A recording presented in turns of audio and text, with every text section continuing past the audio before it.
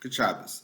This week's portion is Vayetze, and in this week's parsha, we have the story of Yaakov running away from Esav, going to the house of Lavan, marrying two wives, really four wives, having many children, and eventually leaving the house of Lavan. There's one section in the portion that I'd like to talk about, and that's the first four children that are born to Leah and the names that she gives them. Now, we know that Leah was the one who was not the chosen wife of Yaakov. Yaakov really fell in love with Rachel, wanted to marry her, worked for 7 years for her, and then was tricked by Lavan into taking his oldest daughter first. And then eventually, the next week, he marries Rachel as well. Now, Leah therefore feels that she's really a second-class citizen in the house of Yaakov, and it's very apparent from the stories in this week's portion that there's a tremendous tension between both Leah and Rachel. Leah, on the one hand, feels like she's not loved and even hated. Rachel, though, is jealous of Leah because Leah has children.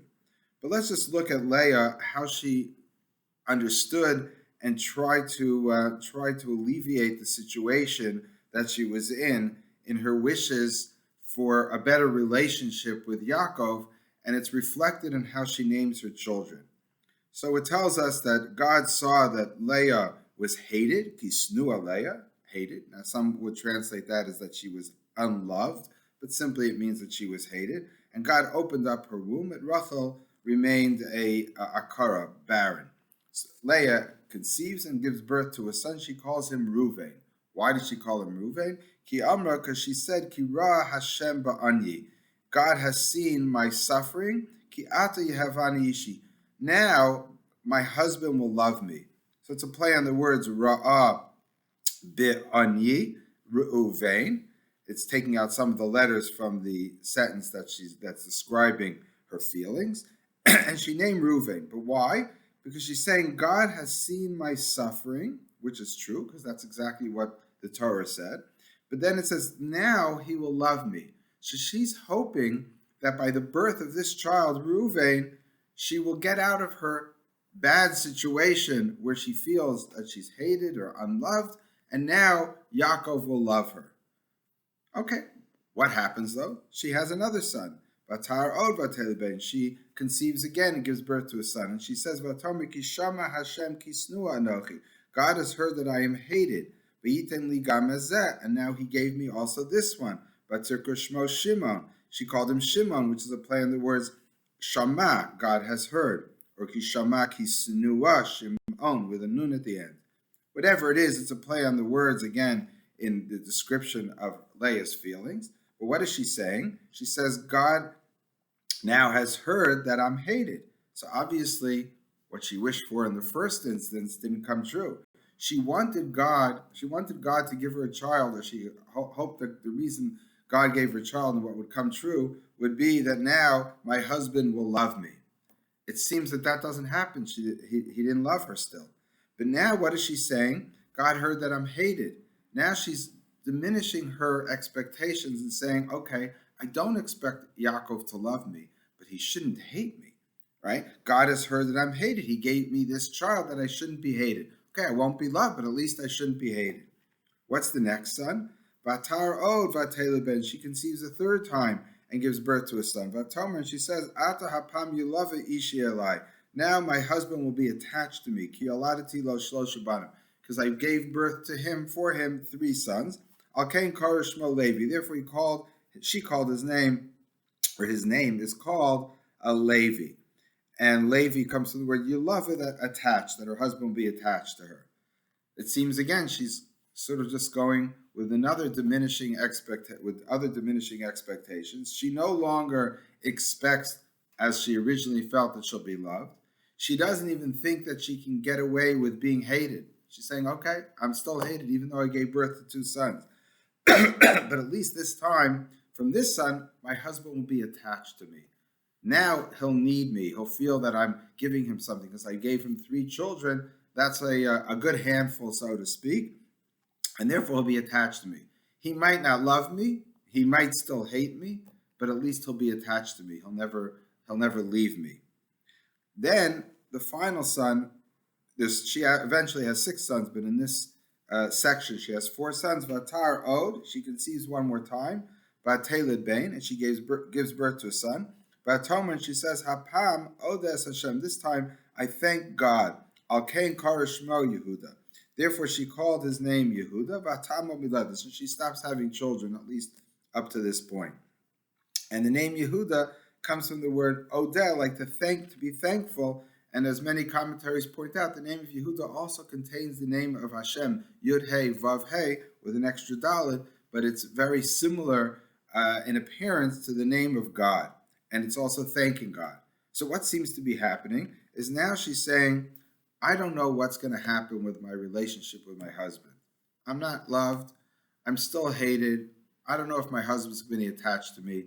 But now I have to realize that at least I should be thankful for God for giving me children. And as until now, she wasn't even expressing any thanks that she had a child.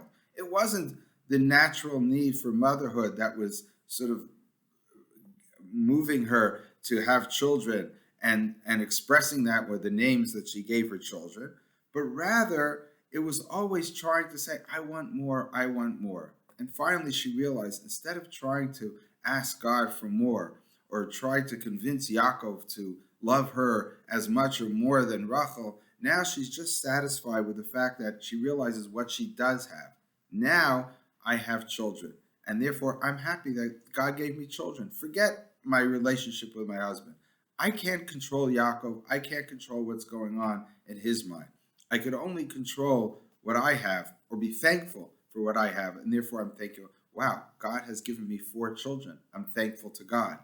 And when you see Rachel later on, Rachel has, in a sense, also a similar problem when she starts. She goes to Yaakov right after this, and she says to Yaakov, Havuli vanim, give me children, vim ayin mesa anochi, and if not, I will die. And right away says Yaakov gets angry, and Rachel, he says, Hatachas elokim anochi, am I in place of God who is held back from you having children? What's going on there? So one of the commentaries says that really Yaakov was right. And you could discuss this in many different ways, whether Yaakov should have gotten angry, he should have understood. There's a natural need for a woman to want to have children, and she feels that life is all, her purpose in life is to have children. We could discuss and debate that.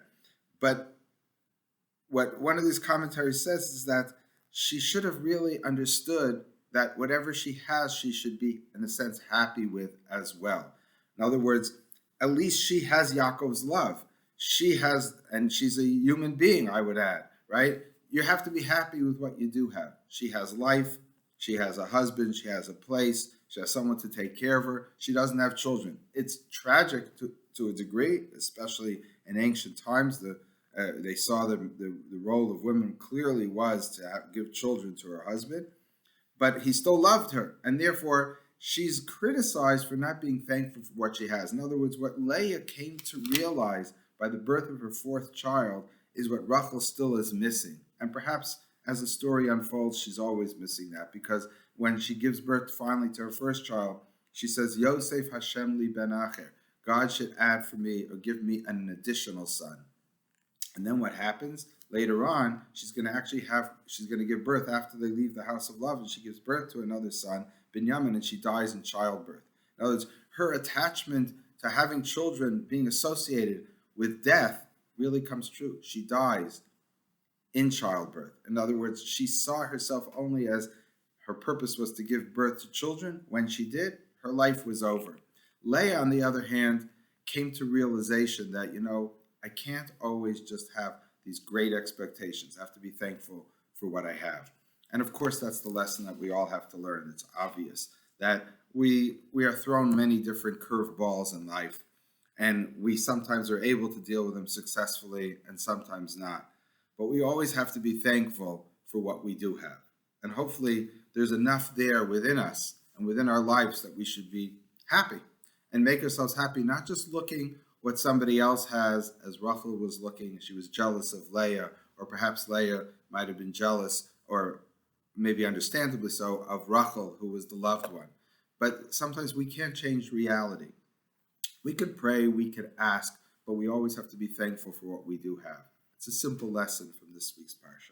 Good Shabbos.